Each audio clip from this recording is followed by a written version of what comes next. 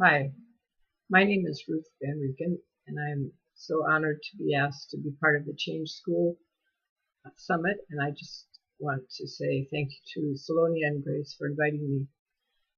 I was born as a U.S. citizen in Nigeria and raised there for 13 years. My father was a U.S. citizen who was born and raised in what was then Persia and is now Iran. In those days, neither of us had a name for our experience. And so I grew up always wondering why was such a wonderful life I had. Somehow pieces about me just didn't always fit, or sometimes I struggled with depression and I didn't understand it. When I was 39, I was living as an adult in Liberia, enjoying my life in Africa, as I always had, raising my own children there, and I discovered there was a term called third culture kid, a name for someone who was from one country and grew up in another country for a significant part of the developmental years, the first 18 years of life. And for the first time, I realized that I was not alone, that the feelings that I had were shared by many. And that was kind of a transformative moment for me. From there, I began to work with Dave Pollock, who had been the developer of the Third Culture Kid profile. Ruth was the one who gave us the name, but Dave Pollock really developed the profile. And in 1998, I was able to help him publish a lot of his thoughts on the profile and who third culture kids were in the book that is called Third Culture Kids Growing Up Among World. Well, that was all fine. It was helpful to me to understand my story, to try and help others understand it. But the more I began to go around the world and talk at schools and just give talks about the topic, the more people kept coming up to me and saying, I didn't do the story your way. My parents weren't particularly doing a career overseas, but for this reason or that reason, I grew up living between different cultural worlds. Among them, am I a TCK or not? And that became a problem because the people who were researching third culture kids said you just can't let everybody in the story or you have no research.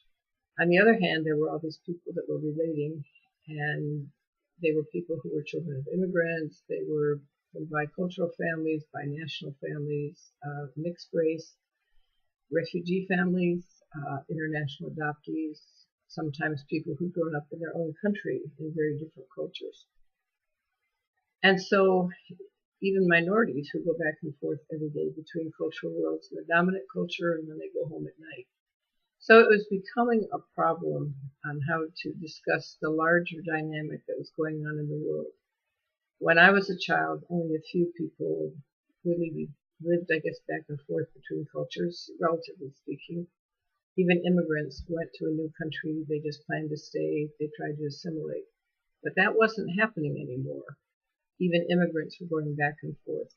So I was trying to think, how can we discuss this and still keep each particular experience a place you could study on its own? So I one day was going to do a talk someplace, and I thought, well, what if we called everybody cross-cultural kids?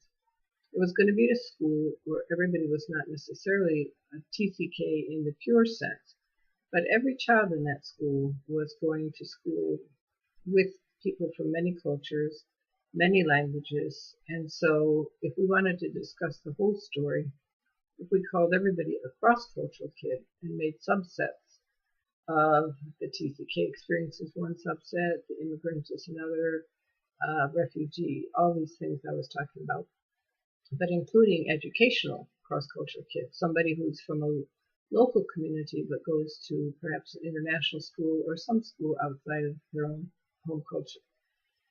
Well, it seemed to resonate because when I went to schools after that, we could talk about everybody. We didn't have to isolate one group and the rest of you aren't special, you can't join, or whatever that was.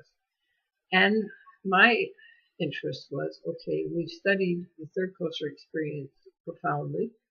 I've spent, I guess, 30 years now studying it, looking at it, interviewing people, talking to people, hearing the story. But what have we learned in that experience, that one way of growing up cross-culturally that might be helpful to the other types of experiences people have who grew up cross-culturally? And what have they learned that might be helpful to us in return? Could we have a global conversation rather than just a conversation about immigrant kids or TCKs or minorities? What could we do to try and understand a global phenomenon that's happening at a rate that's never happened before, where countless people and countless families are raising their children cross-culturally for many reasons? Then another thing developed as I was starting to work with that.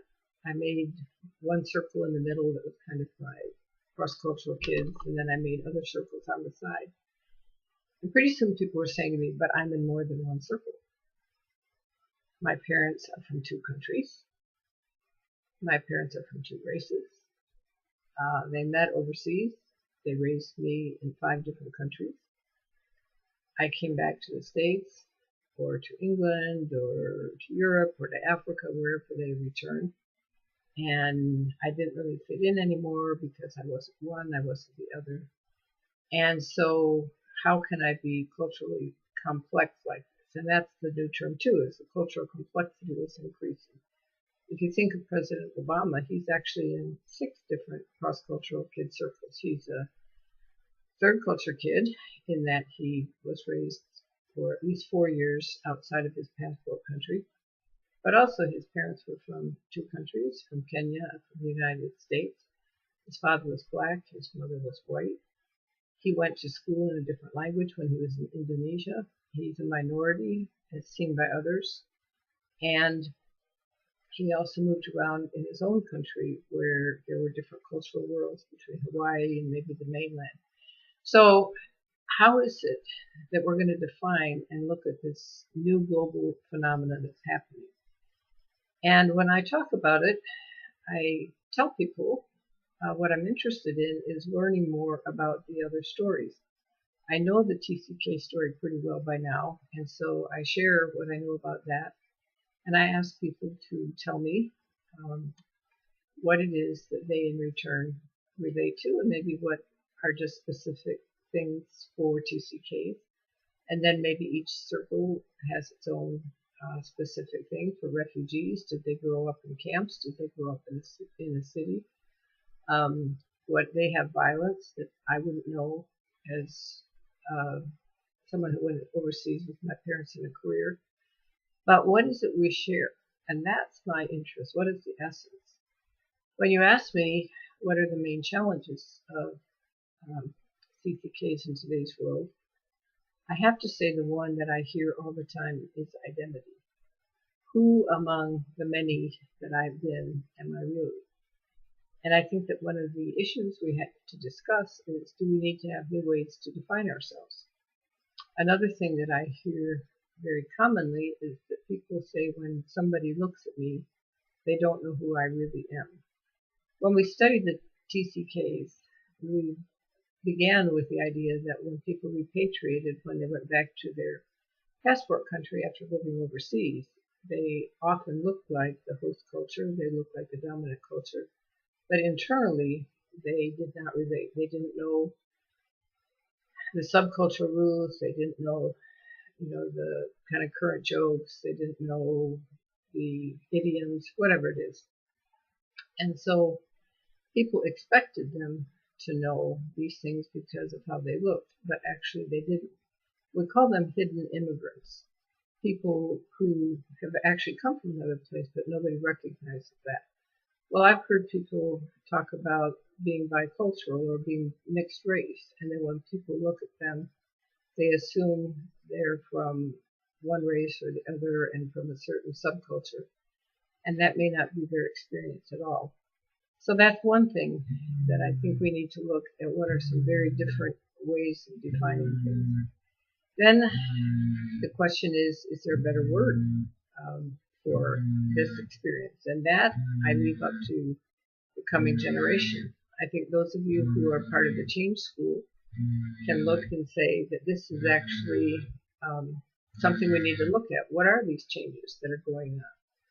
How do we actually look at the new phenomenon. We've never done this before in the level it's being done now globally, where people are mixing and matching between cultures, across cultures, and who knows really how it all goes. How is it we learn to live together in the deeper places where we have some deeper cultural values that may not all be possible to be present at the same time, and they're invisible to us because the ways we've defined diversity before, the ways we've defined race and ethnicity, and meaning that we assumed that the deeper cultural levels were a certain way based on those external definitions, are not necessarily the case. So we have a lot of work to do.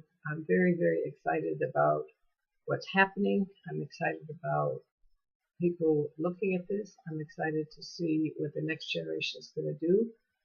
I think Ruth Van, who was the first one in the 1950s who looked and said there's something different when kids grow up among cultural worlds, began to recognize a trend that for a long time people didn't think was particularly useful.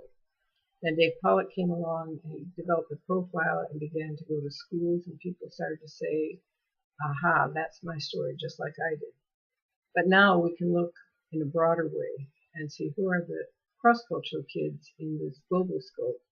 What is it that we can learn from one another? What's distinct to each of our experiences? Because I do believe, as Salonia and Grace are saying, that the more we know our own story, the more we can learn from it, the more we can relate and relate to other people. They may not share my story, but they share my humanity. And the things I've learned about identity, about, for me, grief and loss. When I lost the countries I loved, I didn't recognize it at the time because it didn't have a name. They weren't my countries by passport. But when we've lived some really good things and we lose them, and we don't have a process for them, for me, that led to some of the questions that I had, and learning how to deal with that is something that is universal. You may not have lost a country, but perhaps people have lost that sense of being connected to their families when they immigrated, and the families that are back in their other countries, or whatever it is. So we have so much to learn about our own stories. We have so much to share with each other, to listen to the other stories and learn from them. And for all the work I've done in this for over 30 years, I still have the sense we've really only just begun. I look forward to seeing what happens in the future and what it is that each of you who are listening can add to the conversation and see where it goes from here, because it's a new time, it's a new way of living, and we need to explore it and live it well, as I believe is very possible. Thank you. The gifts are many of this experience, and too many people get trapped in the challenges, but when we start to deal with those, we can look at the gifts and say it's really a gift to learn how to translate cultures, how to move between them, and to receive from all of them. Thanks for having me. I hope this was helpful.